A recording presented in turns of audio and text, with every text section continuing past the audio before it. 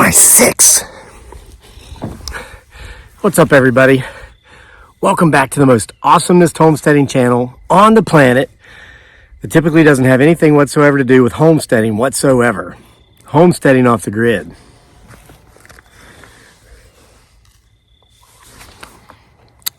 You watch right back here. There's something back here. Tell you what it is. It's not a Bigfoot Sasquatch. Could be a shapeshifter. Just saying. It looks like a one-antlered deer. But if that were true, why would it be standing right there with me sitting right here? Could it be because it wants my granola snack? Was it shape-shifting from one form to another, and that's why it only has one antler?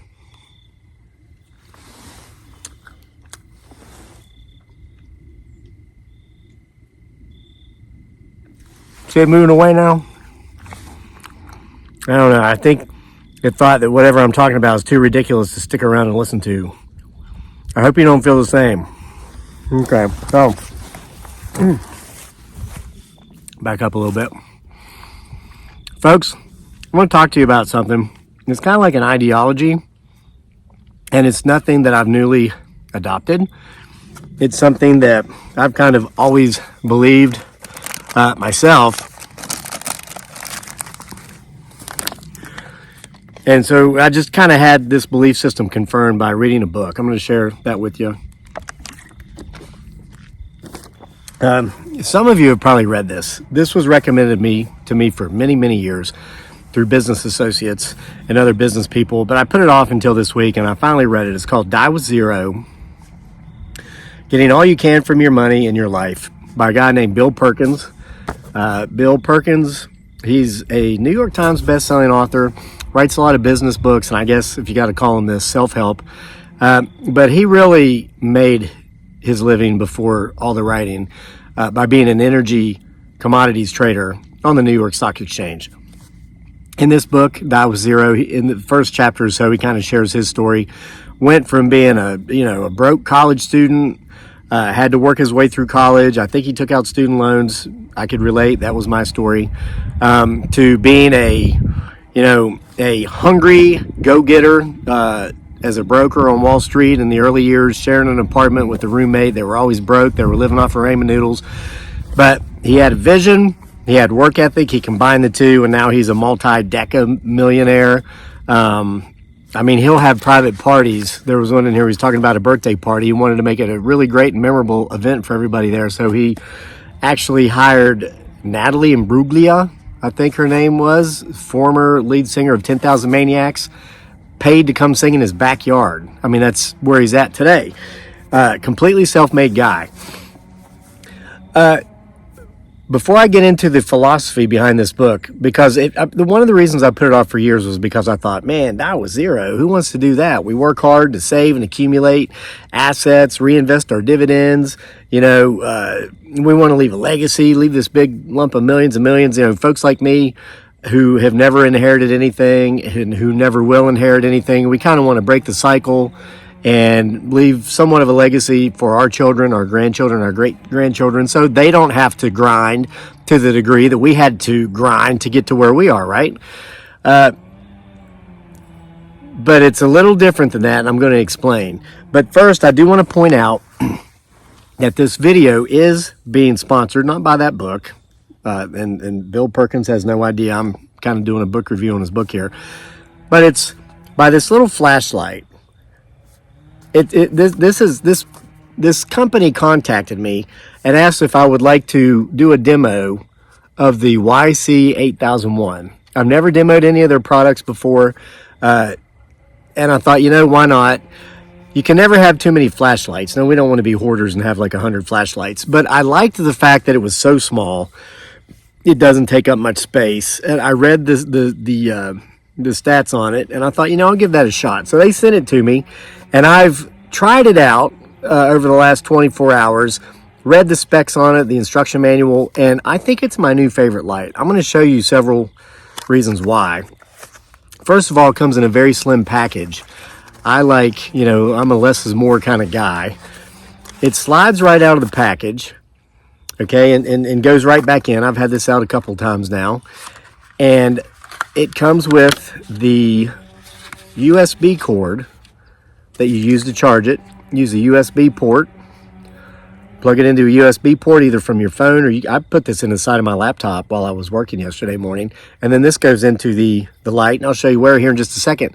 It only takes 1 hour to get up to a full charge. And once it's fully charged, you can use some of these settings up to 90 hours. Yeah, and it's got multiple settings. Comes with a very, just all right in here, a very easily understood owner's manual and instruction manual. I folded it out and I actually did go over everything. It explains the product, shows you what's where, and then on the back it actually shows you how to use it. But as a content creator doing a demo here, that's my job. So I'm going to show you how to do that real quickly, and then I'm going to get on with Die with Zero. A lot of good stuff in there, and a lot of you folks are going to be able to relate to this. So again, the packaging, don't throw the packaging away because you can store it in that. One of the things that caught my attention first was that it's got a little buckle here. You can put that down over your belt loop or your belt if you're wearing a belt. Let me see here. I don't know where that deer went, but yeah, I got a big old belly hanging out over that belt. But yeah, see, you can just put it on the side of your belt like this, or on the side of your pants if you're not wearing a belt. I've still got full range of motion there, except for over here. That belly's getting in the way. But hey, whatever. Spring training's coming up. Okay.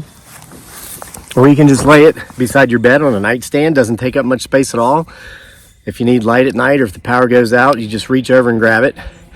So as far as the power unit goes, right here on this side, you just lift this little cap. That's where you charge. You plug the smaller end of the cord into that and then plug it into a USB port. Okay, now the multiple settings. I'm going to try not to shine this right in your face. It does come with a warning not to shine it directly in your eyes because on high it puts off 1,000 lumens and it can cause eye damage. It's recommended children under 6 never be allowed to use these without adult supervision. But it's got, up here it's got a red beam. Watch this. You got to hold it down and then the red beam comes on. It's like pointing. I don't think it's quite dark enough yet for me to point out where that deer was. It's back there. But let's see. Well, I can see it over in front of me. Of course, there's a shadow over there. So now to get it to go off, watch, you can't just click it. You got to, well, yeah, you can. Sometimes you got to hold it down. Now, this is where you work the lights. It's got 4 settings. It's got extremely high, extremely bright. It's got a medium. It's got a low. And it's got what's called moon glow. You click it the 4th time, and this is very, very, very faint. But on this selection, on a full charge, which only takes an hour, this light can run for 90 hours. It's amazing. Now to turn this one down, you got to hold it down and it shuts off. And then down here on the bottom, this is how you work the side light. Multiple settings. There you go. I had to hold it down to get it to come on. And then to change settings, you click it. There's a pretty bright light. You could use that as a work light if you needed to. You could use it to read with. Click it again. You've got an even brighter setting. Oh, I looked directly into that. I shouldn't. There's a red light for, you need some extra money. Just kidding. Maybe. Click it again and you've got an emergency light. Now, what I like about this is it will do this for 12 hours. So you could keep this in your vehicle, and let's say you break down, you go off the side of the road, but it's cold and you need to get back in your vehicle to be protected by the elements, but you want to make sure you don't miss a car going by. We can turn on this setting and put it up there by the road, and somebody's going to see that and know that you're in duress. All right, then we're back to the original setting. Then to get it to go off, we hold it down until it's off. And then it also has a siren. This button works as siren. And the speakers right here, I've not done this yet because I was in my house when I was checking it out. So let's see how loud it is. Get ready.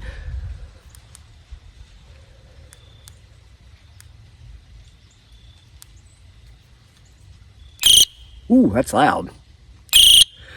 And it doesn't stay on. It just goes off while you're holding it down. See that? That's pretty loud. So let's say you're in a parking lot and a suspicious looking individual is approaching you in a way that makes you uncomfortable. You just be like, just pull a parking lot Karen on them. like that. And then lastly, I'm going to point out that the bottom is magnetic. So let's say you have this in your car, stick it up under the dash, sticks to metal. Where I am actually storing it in the house in my reading nook, which is at the top of our stairs, there's a middle stair rail that goes around. I just go click, I put that right there in the corner up against the wall on the metal stairs. So if I'm up there working, because I work from there too as well as read, the power goes out, I can just reach over and grab it. I know where it is, and it's a pretty solid, well, that's real gold, so it's not magnetic. I'll turn the light on. Let me turn that off. There we go. So that's it. This is a neat little light. I recommend as many people who's in the market for a light get one. I will put the link for this light from Amazon in the description box below. I want to thank my new sponsor for sending me this light. I like this light so much, I'm actually going to buy a couple for myself, a couple more for myself. So my wife has one and my son has one. $48.99, I think, just under $50. Pretty good value. Okay, now, with all that said, let me get to the point of this book. And I know I have a tendency to be very long-winded, so I'm going to try not to go on and on and on. Okay, listen, we've all heard the fable, Aesop's fable of the ant and the grasshopper, right? And Mr. Perkins in his book alludes to that fable quite often, because when we're children, we're told that fable. You know, the grasshopper played all summer. He was singing and dancing, playing his fiddle, while the ants just worked and worked and worked away all summer preparing for the winter. Well, what happened when the winter came? The grasshopper died because he wasn't ready for the winter, and the ants, of course, survived the winter. Well, the moral of the story, of course, is work your butt off to make sure you're prepared for the future. However, and as Mr. Perkins points out in his book, and as I've always felt, and a lot of you have as well, we kind of have a tendency to go overboard with that, especially in American culture.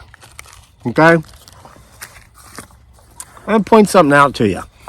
I mentioned in the last video I made a couple days ago, my family and I are getting ready to go to the Philippines for the holidays. We're going to be over there for about 16 days. Got to come back because our son's in school. Not trying to wish his childhood away because we're loving every minute of it. But in 3 short years when he's finished with high school, we're just spending 6 months there and 6 months here. Not at a pop.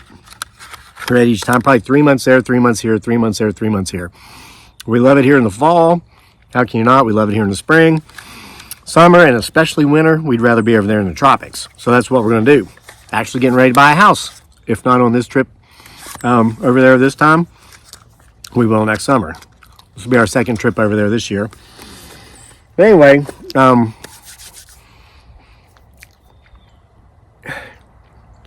we're told work, work, work, work, work, work, build this big nest egg, save for your retirement. Then when you're retired, then that's when you go off and you do everything. But here, yeah, my point, American culture.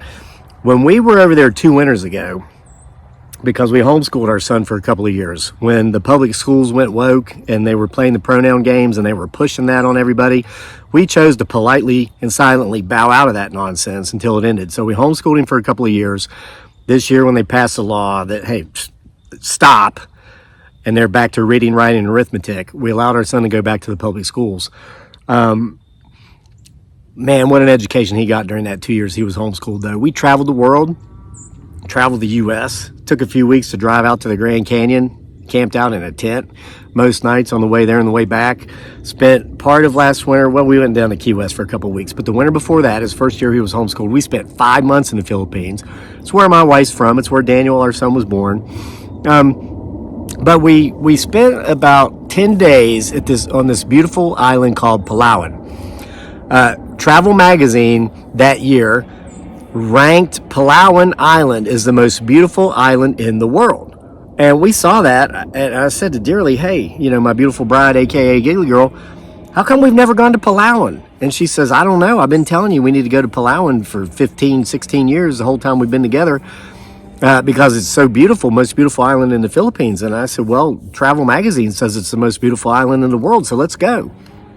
So we flew up there, took a bunch of family with us. We love her family. They love us, and we love treating them when they're there.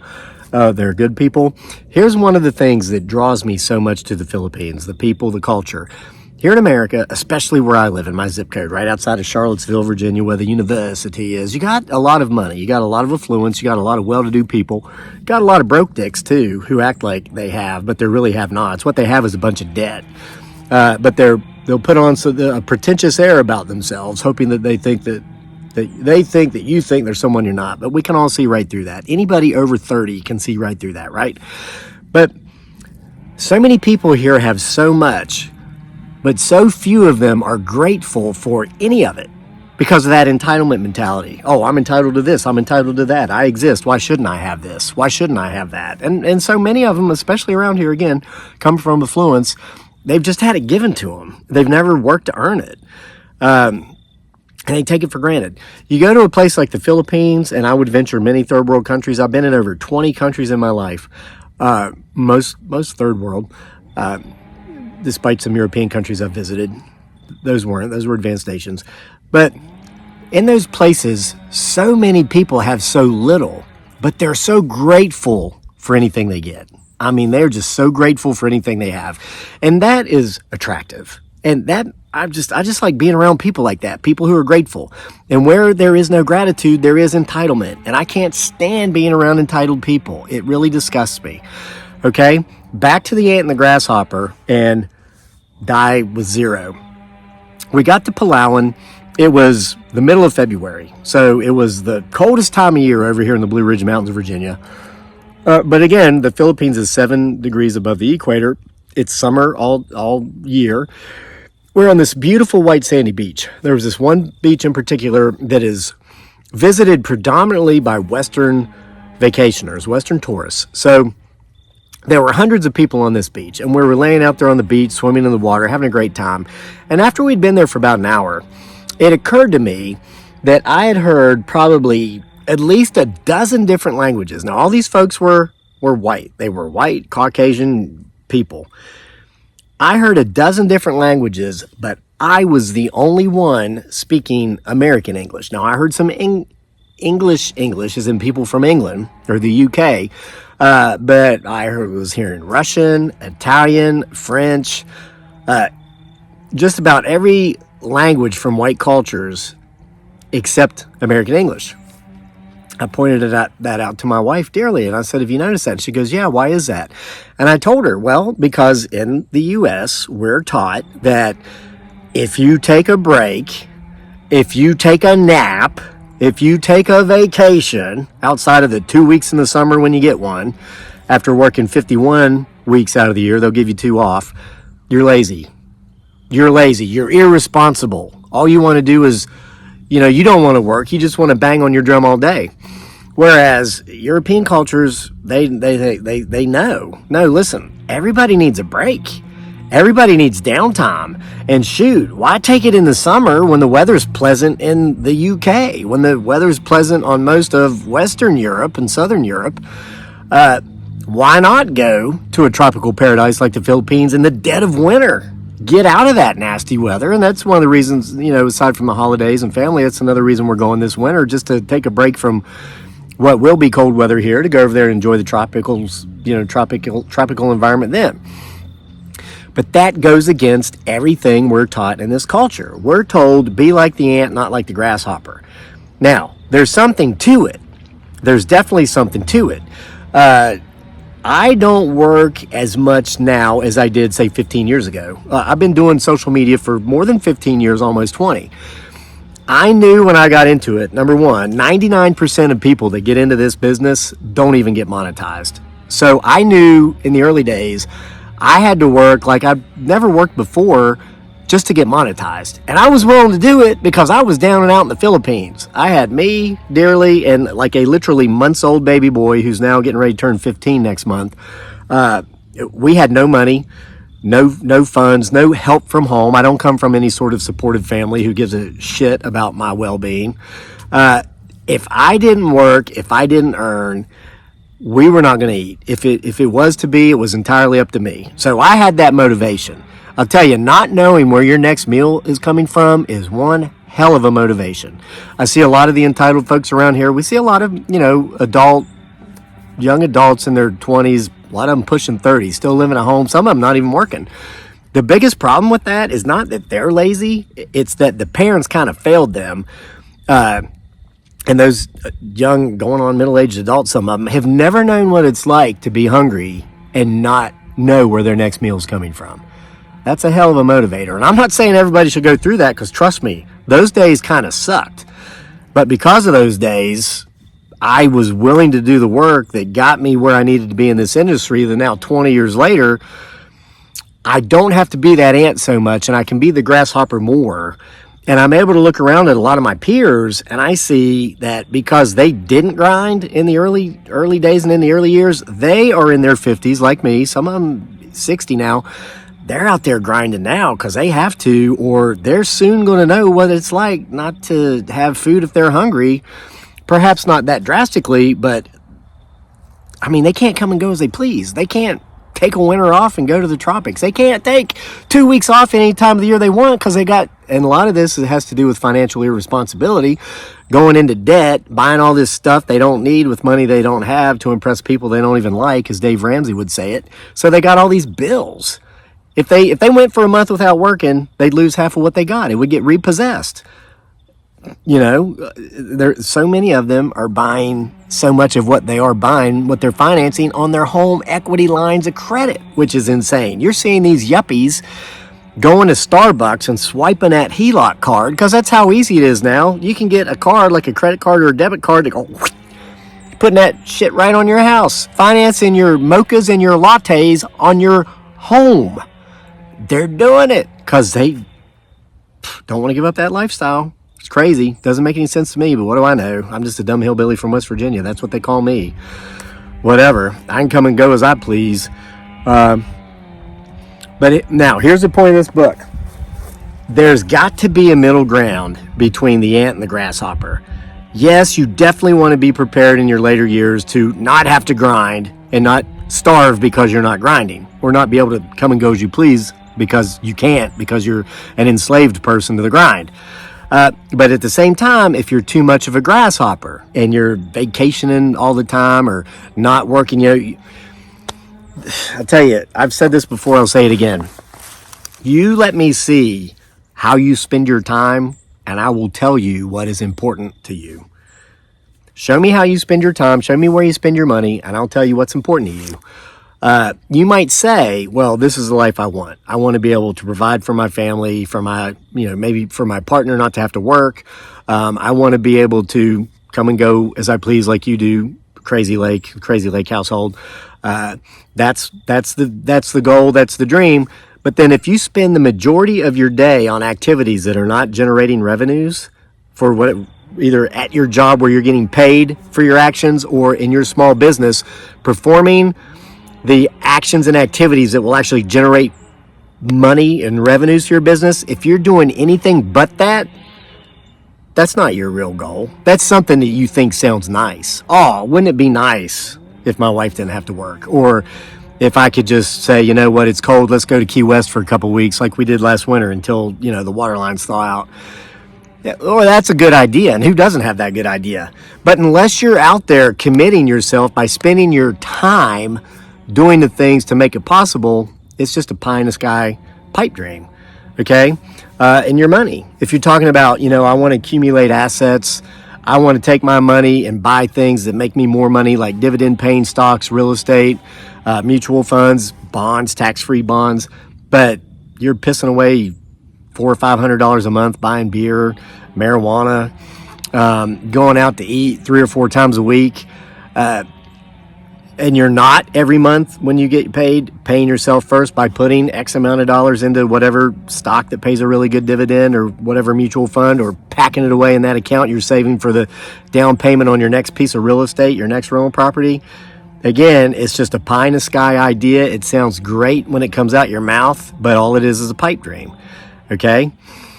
But if you're able to actually put your money and your work ethic and effort to where your mouth is, and say to yourself, and this is what I do every day, there are about 5 things I need to do every day that I know if I get them done, I'm going to make the amount of money that I want to make every day, which allows me to have a fabulous lifestyle and give a fabulous lifestyle to my family. Until those 5 things are done, I don't do anything else. I'm telling you, I do not do anything else. I don't answer emails. I don't reply to texts. If I have something coming up that day that I have to be at or I want to be at, say if Daniel has a football game and football season's over, so now it's basketball. He's playing basketball in high school. If I knew he had a game today, and trust me, I'm not missing his game, and I don't care if he sits on the bench, okay? Call me crazy. Everybody else does.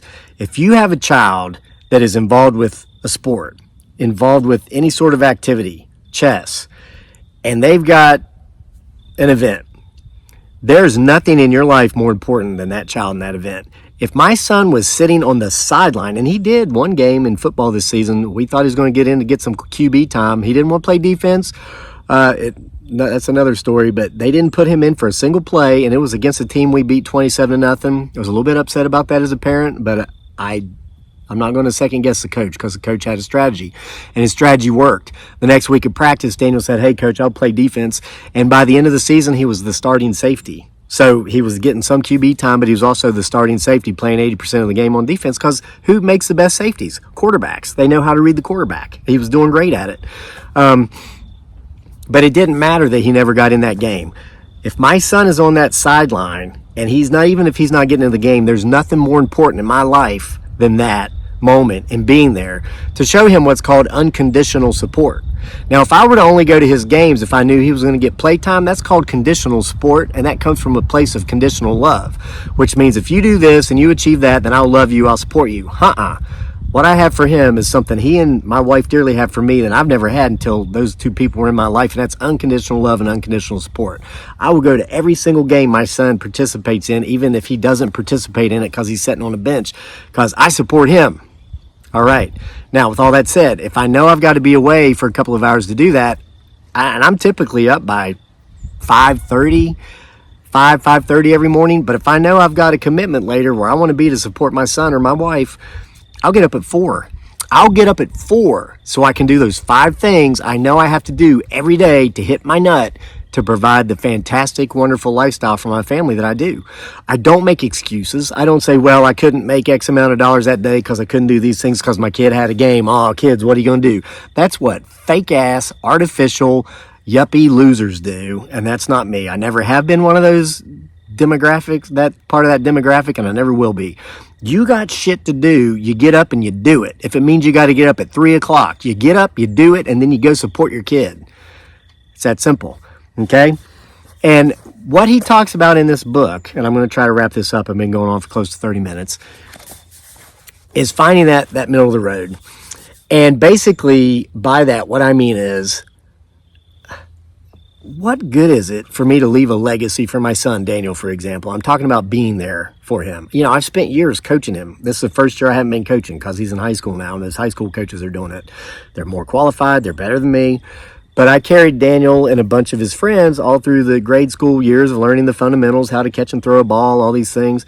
And it was fun. Had a great time doing that. Got to know a lot of great people. Our best friends are people from our football family, our basketball families. But what good would it be for me to have not done that because I was more concerned with working even more than I don't really necessarily need to build a big nest egg, to leave a legacy, to leave this massive inheritance to him when he's probably, it says in this book, the average age in which Americans inherit anything, of those who actually do inherit anything, is 60. What good is it to my son when he's 60? He probably won't need it, or he certainly wouldn't need it as much. And he uses an example in the book, a real woman who, she inherited $130,000 when she was almost 60. She had 3 siblings. All 4 of the kids inherited $130,000. So I guess the parents had $520,000. Now, this was years ago, and there used to be the estate tax. It used to be anything over $1 million. You had to give half of that to the estate. So while her parents, mother and father, were both working, putting the children in childcare while they were young, not being at their sporting events, never going to any of their practices, missing most of their games because they had to work. I'm telling you, folks, 20 years from now, the only person that's going to remember that you worked overtime is going to be your kid or your kids, okay? But they would gift money to not-for-profits to reduce their estate to make sure that the government didn't take half over whatever they had over a certain amount. So anyway, this woman got divorced in her 30s and she had 4 kids.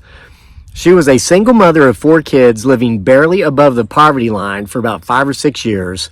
And her parents just said, just keep grinding it out. Just keep working 50 hours a week and not being able to be there for your kids because you're trying to feed them. And that's, the American way. She eventually got remarried to a guy that had 1 child. So they had 5 kids between them, barely lived above the poverty line until all the kids were out of the house. Once the kids were out of the house, they did what they could to help them go to college so the kids didn't have to take out all their tuition and student loans. Here are the parents, hey, way to grind, put in that 50 to 60 hours a week. Hey, it's commendable of you to go get debt in your name so your kids don't have to. That's great.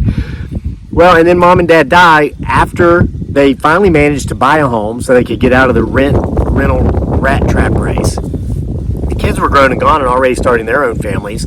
So here they are, unburying themselves from debt from all those years, and then they get all this money at a time when it really wasn't so beneficial. It could have been much more beneficial earlier on. So the point Bill's making is do things as you can when it's important. You want to help your kids? That's my rooster. His name's Big George. Named him after George Foreman because he's a Jersey giant. That's one of my ducks. Dearly and Daniel just got home they were out somewhere and the birds see them and their attention working women of the night. There's certain words I can't say on social media. So anyway, help your kids when they need the help. Actually be there for them when skip work. Let your boss cram it, man. If your kid has a game, go to it. If you work for yourself, get up at 4 instead of 6. Get those hours in so you can be there that evening for the kid's game.